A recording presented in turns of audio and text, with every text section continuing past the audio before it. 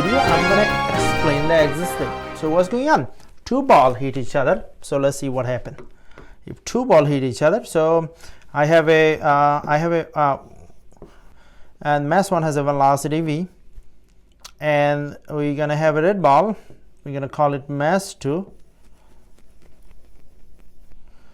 and the velocity is 0. That means this ball is at rest, red ball is at rest. This is the B4. After the collision, the white ball is at rest. The white ball velocity from B to velocity become 0 after the collision, and this is the mass 1. And red ball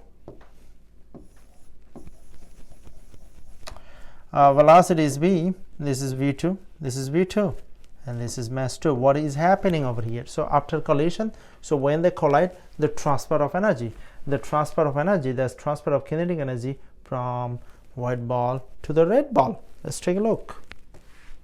That often happens on a billiard board. So the white board hit the red ball. The red ball at rest, white ball was moving, and after the collision, the white ball is at rest and red ball is moving. 100% transfer of kinetic energy. Bari Science Lab to fall in love with math and science, especially programming.